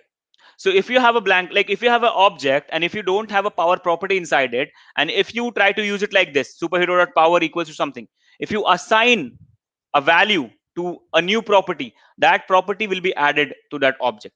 So this is how you dynamically add properties to the object. This is one thing you have to understand. That's all. So in this case, you see superhero is a blank object. That means it does not have any properties or values. And when I do superhero dot power equal to, let's say, flight, internally in this object, a new property is added named power, and the value for that is flight. Internally this happens. That basically means by directly using the property, you can also add the property. So even if you don't have a power property in your object, if you just write it like, if you just add it while using it, it will still be added, right? So that's what you have to understand. So in this case, superhero was a blank object. It was not having power property, but I directly used it like superhero dot power, right? And I assigned some value. So internally, this power property will be added dynamically to the object. So this is what also you can do. You always, like, there's no need of first writing the property and then using it. Even if you don't have the property, if you use it, if you try to add some value to a new property, that new property will be added to the object. This is one thing to know, right? So even if I have this property will be added to this object. So you don't have to mention properties. You can directly add them and it will still be added. That's all. Now let's do that. Let's make a use of this. So now what if I want to fetch the value of this first input? Very simple. Document.get element by id name dot value. Value is the attribute, right? And we learned it how to use it. So let's do it. So what we can write is superhero dot name equals document dot get element by id name dot value. Exactly same. Not node value, value. This VS code is sometimes very irritating. There's options actually. Now let's copy this, paste it 4 times because we have 4 fields. We have to change this property name, right? So let's age, and again I'm fetching the value of age, and I want to store the value as number. So what I'll do is I'll just convert it to number using this number thing. That's all. Again, planet.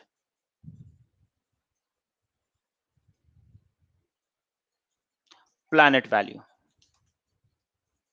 And now finally, the last one.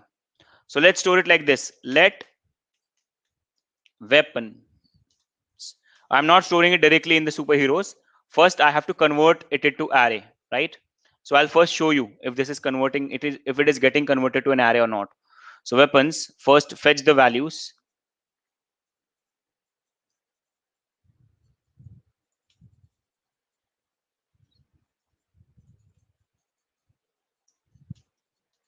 Okay.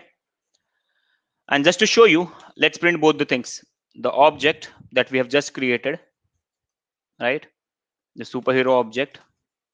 And let's also print the weapons. Just to show you what we are getting in there. Okay.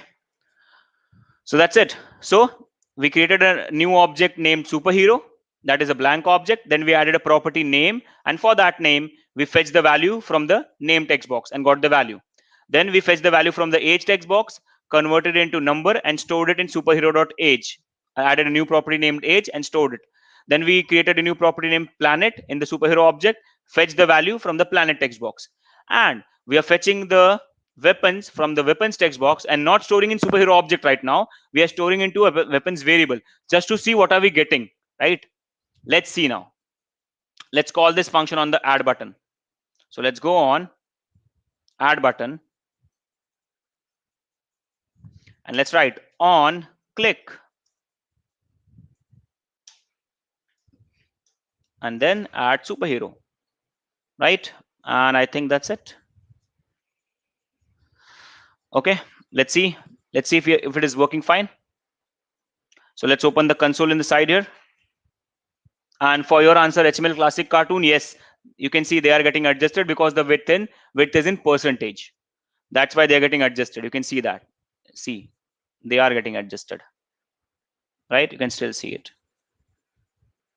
And if you have used table, this will never happen. This was not a table. That's why they were always like they were also aligned vertically, because it was not a table. It was divs. That's why I prefer to use divs instead of table. Okay, now let's see. Let's put the values, right? Let's say captain, age 100, planet earth, and weapons, let's say shield and gun. Like we have two, something like this. Okay, now let's see. Add. See, we have three things in the object: age, name, and planet. And for weapons, we have this shield and gun, right? So both the things are printed. These three were added in the objects, and we didn't add this in the object. We printed it as it is. So we printed it. You can see this was printed as it is. Okay, are we cleared? Okay, are we cleared? See, it's not like that in JS we don't have data types. We don't write them, but we still have types. We still store number like number and floats like floats and string like strings. So I didn't say we don't have data types. In memory, when we store data, it has a type. We don't write data types. The type of data is decided depending on the data. The type of the variable is decided depending on the data. I said this, right? I never said we don't have data types. We don't write data types. We don't have data types to write. But I said the type of the variable is dependent on what data you pass. The type is variant, right? Hassan, I hope it's clear now. So we have type. Data will have a type, but we don't write them. We don't write int, float, boolean. That is internally understood. We just write let and var. Okay. Okay, are we cleared? Now, Astha is asking, what if we don't write this? You have to write this, right? How will you use this then? How will you use this superhero?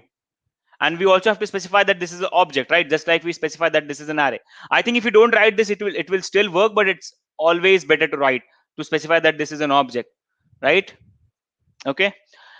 Now, first of all, I cannot store this weapon. See, I cannot store the weapons directly in the object, right? In the superhero object, because first, this is just a string in this case. We first have to convert this into array, because the format of our object is like that. The format of our object is inside weapons, we have an array. But right now, for weapons, we only have a string. So we have to convert this string with commas into an array so that we can store it in the objects. And let's do that. And that's very simple, actually. So I'm just saying that we are maintaining the format of our object. In our objects, the Excuse me, weapons. sir. Yes, Varni.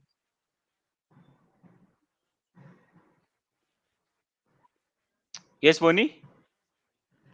Sir, can we like continue session tomorrow? It's already 6:45. No, I have asked, I think, to Sir, extend it can we like because tomorrow we continue don't have this session. tomorrow? We don't have a session tomorrow. So there is I have asked to like extend this. Okay, sir. Okay. Thank you, sir. Cool. Thank you. Okay. Now, guys, please try to understand this. In our object, we have weapons as an array, but you can still see on the browser right now we are getting weapons as a string. So we have to learn how to convert that into array so that we can store it in our object and does not like what you call change the format, keep the format same. So let's do that. So right now the weapons is in string. So to convert it, it's very, very, very simple. Let's do it actually. Let's write superhero dot weapons equals. So now whatever you got, so now in this weapons variable, I have it, right?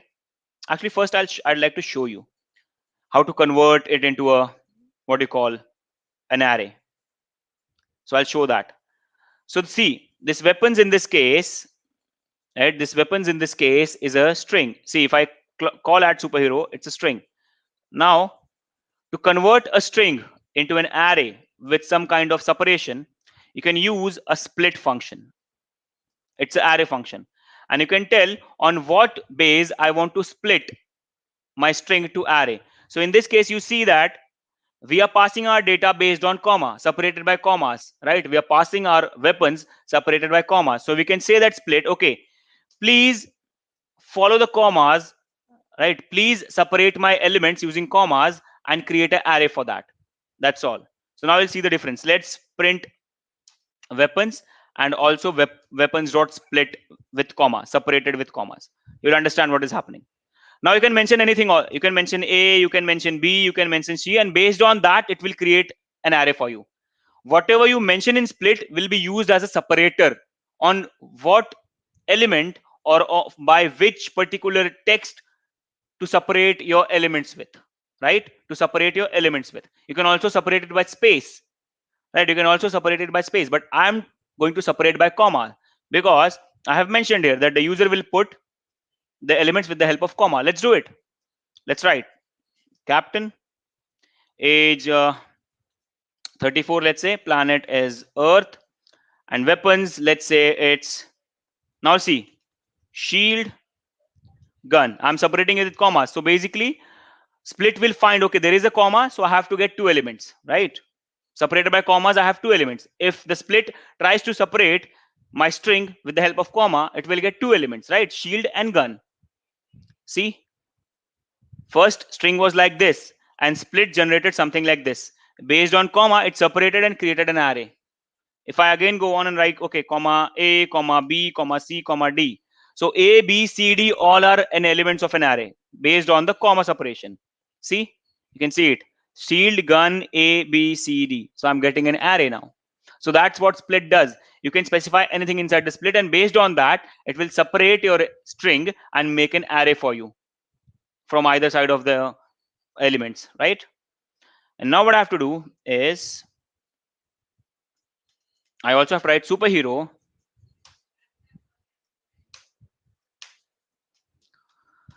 dot weapons equals, so I'm adding a new property named weapons, and I'm saying that weapons, so this is the weapons, both are having the same name, but that's fine. We can actually name it weapons list, right? So let's name it weapons list so that it's easier for you to, and then just write split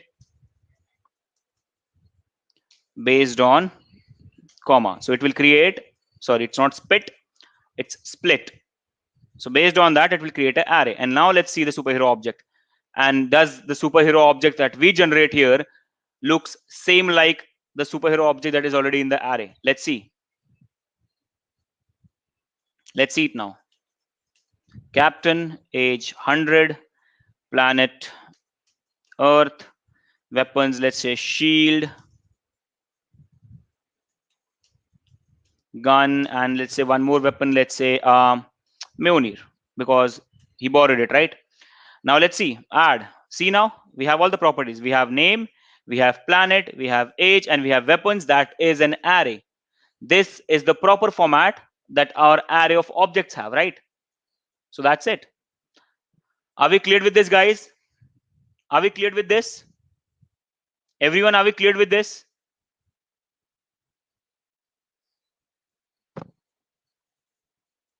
Everyone, are we cleared with this? Or are we having any doubts? Do we understand how we generated this object?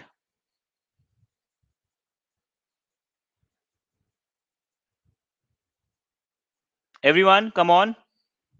Tell me so that I can show you now how to add this to your array and then again add this to your table.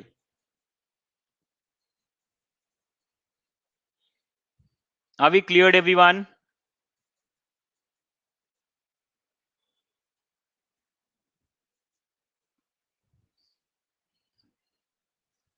I'm unable to see your charts, guys. Are we cleared with this? Okay. Okay, now.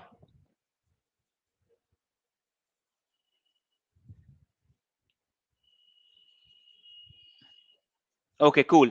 Now let's move ahead and let's add this to our array, this superhero object. But now, let's see. Okay, guys, please focus. So it's very easy to add a new element in an already existing array. What is the name of our array? Superheroes, right? So let's see how to add a new element in the array. And that's very, very simple. You just have to call the array name superheroes. And then there is an inbuilt function named push. And inside that, you can pass the element that you want to add in the array. In this case, I want to add this object in the array. And that's all. Array name, whatever array you have, array dot push the new element. Now the new element can be a string, it can be a number, but in this case, it's an object. That's all. That is all you have to do. I think that's it. So this is how you add something in the array. Okay, this is how you add it. So now we have added this new object named superhero inside the superheroes array that we already had. Are we cleared? Are we cleared? Everyone, are we cleared with this?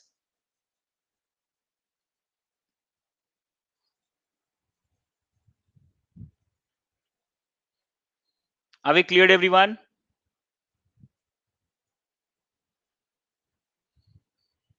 Okay, and now at the end, again, we have to call the display function so that the new array is also displayed, right, guys?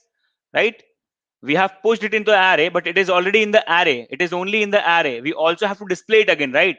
So that the display function again goes on, reads the new array and generates a new table for you, right? That's why we also have to call the display function again, because what this line will do, it will just add the new element in the array. So array is updated, but how will your output be updated? Output is still the same, right? Because who updates your output? Display function. Display function is the responsible function that generates your output. So we have to again call the display function. So what it will do, it will again go on, again run the loop, again go through the array, and now the array has 4 elements, and that's all. Let's see if it is working fine. Let's add a new element, right? So let's say captain, age 34, planet earth, and weapon, let's say shield, and gun, something like that. Okay, and now let's see, add. Here you go. Can we see it, guys? You can see it, right? You can add one more. Let's say Captain Marvel 107, again earth, and let's say it does not have any weapons. Say add. Here we go. You can actually see it. Are we clear with this?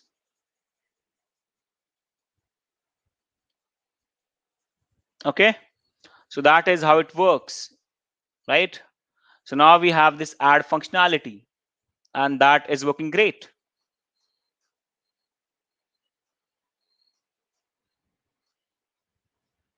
Are we cleared, everyone?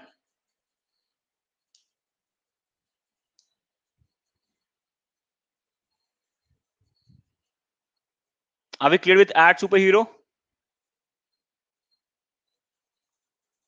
Are we cleared? Yes, they, for now it's infinite. The array length for now it's infinite, right? It like it can go to any length. That's fine. There should be some limit, but we are never going to cross that limit. So that's fine. We're never going to cross that limit. Okay. Now let's make the final function. Let's add the final functionality to this what do you call assignment or project, that is how to delete superheroes if we want, right? So let's do it. And it's actually very simple. So what you have to do is, let's go on first and add one more th, one more table heading in the table, right? Okay, so let's add one more th, and let's say this is action column, right? So now you have one more column named action. You can see it here. Okay, now we have one more column named action, and now what we are going to add that in that column is a button. So this is where we are generating the elements, right? So let's add one more td. So let's add one more td first, and then inside this td we'll add a button, and we'll name it delete and slash button, something like that, and that's fine. Let's see if it is visible. See, now we have a delete button. Now remember, when we refresh, the data will be gone from the array. Don't forget that it's not a permanently stored data, right? The array that is hard coded, that is the only data that will remain. All the other things we add, they are not getting stored permanently. That's why they will be just gone. So never refresh the page for now. Just try to understand like this. Don't refresh the page for now. Okay, but you're understanding the concept, right? Now let's see how delete works. Now delete will also not be permanent, but we can actually check how it works. So now what we're going to do is, we're going to create one more function to delete a superhero. So let's create a function named delete superhero, and it is going to be very, very simple actually. So now we have a function named delete superhero, and now delete superhero function requires a value. I'm just saying index. It requires an index of that element. So I'm going to call it on the button, right? So let's go on and write on click equals. I'm going to call this function, right? So let's add this function, delete superhero, on this HTML button. Delete superhero, delete superhero, and the index is nothing but the I, right? So I can pass directly the I here. That is okay. I have to use this, so I can use this I. So I'm sending I from here to the delete superhero function. And just to see if the index is proper, let's just print it. I hope you remember the function parameterized functions, right? So see, delete superhero function has a parameter that is named index. That's all. It is just going to receive a value from where it is called. That's all. And where it is getting called, I am actually passing an argument, right? We have learned this yesterday in the last lecture. I'm passing the I, the current value on that button. That's all. So just to see if it works, I'm actually printing the index. That's all. So now if you see it here like this, button, calling delete superhero function and passing I as the value. Whatever the value of I is, it will go inside index, and I'm printing the index for now just to check if it is working proper. Now let's see. So again, it's just very simple. I have added one more button named delete.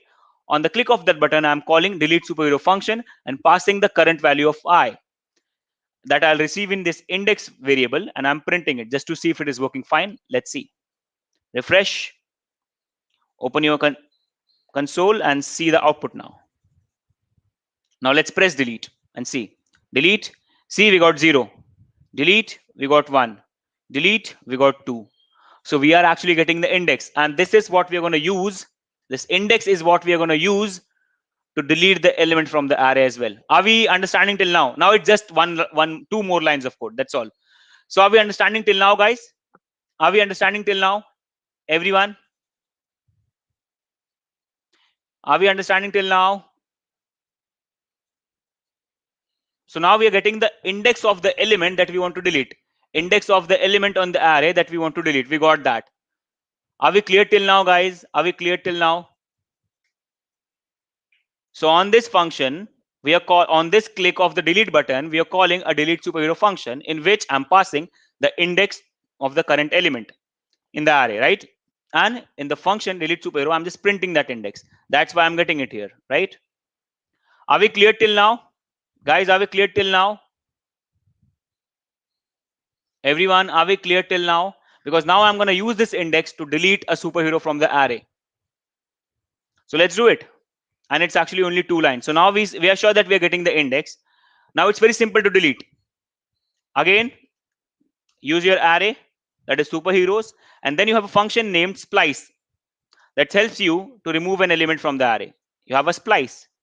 In that splice, you specify the index of the element where you want to cut, where you want to start cutting the element. Where you want to, very basically, from where you want to start removing the element. Splice is used to remove a lot of, like, you can use splice to remove 10 elements at a time, 5 elements at a time, 6 elements at a time. But it has two parameters. First, from where you want to start cutting. Okay, I want to start cutting from wherever the index is. And then from there, how many elements you want to cut? I only want to cut one. So that only one is deleted. And that's all. And then again call the display function so that it updates your output. Because display is the only one that reads the array, right?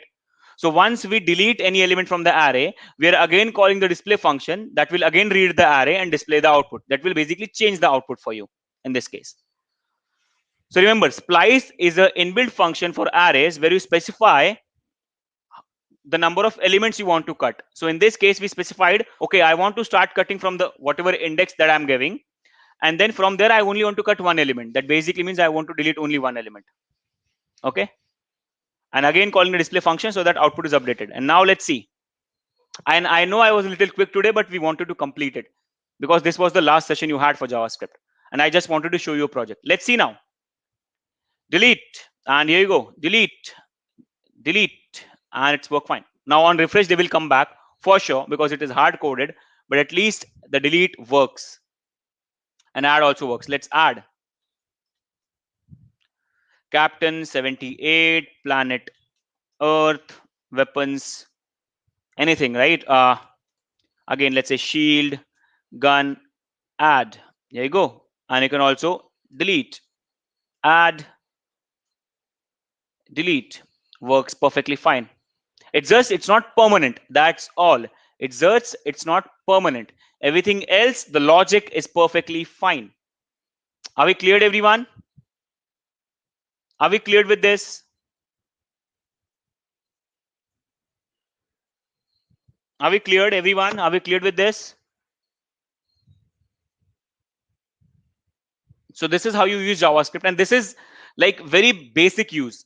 When you come to advanced JavaScript, I'm going to show you a lot of greater things which are like 1000% greater than this. So that is what we are awaiting in advance for you people. That is what we have planned in advance for you people. I have a lot of things to teach you in advance. So this is like, I just wanted to show you power of JavaScript, right? And this is like just 0.1% of the power. All the 100% are still remaining that we are going to learn in advance. Okay. So I hope you guys understood this. Okay. Asta, for that, I think you just have to get back to the start of the lecture where I taught why I'm using dollar. And for now, if I want to tell you, that is just a syntax. That is not doing anything. Dollar curly brace is the syntax. That's all, Asta. Dollar curly brace is the syntax, right? And guys, please focus on this. Not everything in programming has an explanation, right?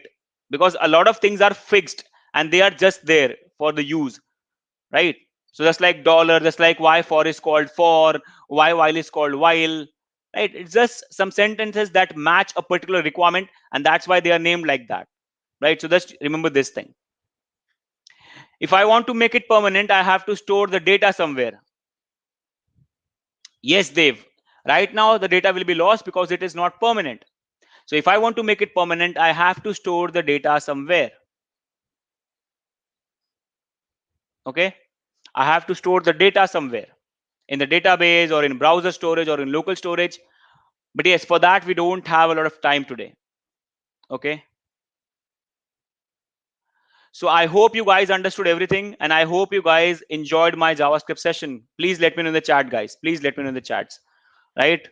I hope you understood the basics of JavaScript and now you know how JavaScript is used and how JavaScript is done in a website and what are the uses of it.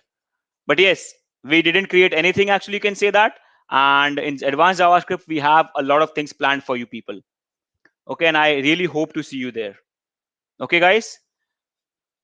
So yes, this is the last class of basic JS. This is the last class of basic JS. Exactly.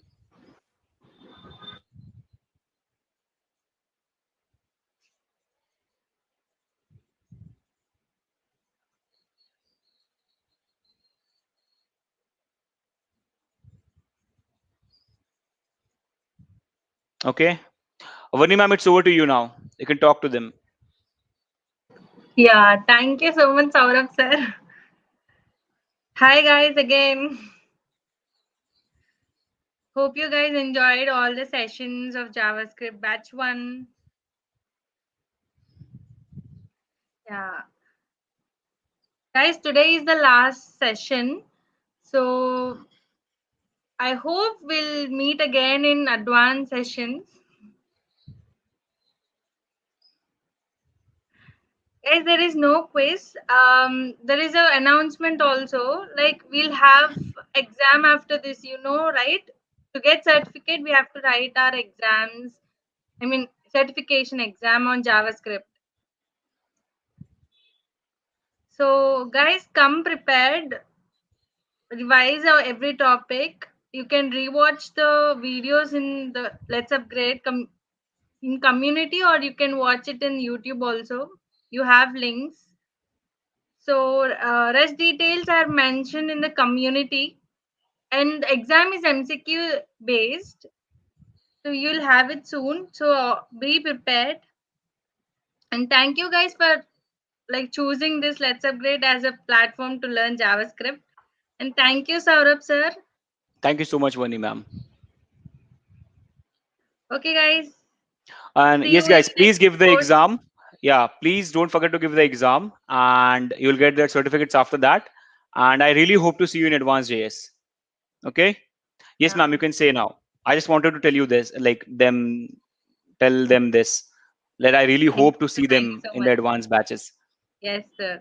I think you guys enjoyed a lot, no?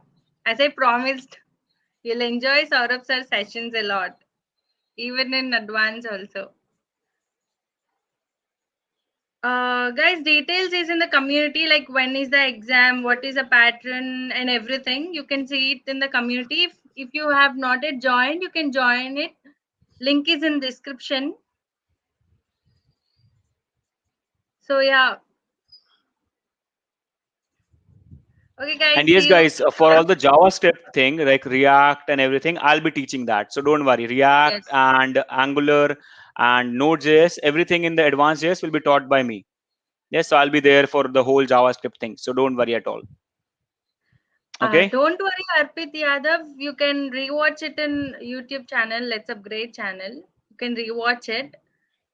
So yeah, attendance. Don't forget to fill your attendance guides. It's in the description. And assignments you can submit it by today, 11:59 p.m. You have time till 11:59, and assignments are too easy. No, you can complete it by then. I think. Yeah. Okay. Okay, Thank you, guys. guys. Bye Thank bye. you for attending. Thank you. See you soon. Thank you, Saurabh sir. Thank you so much, Vani ma'am.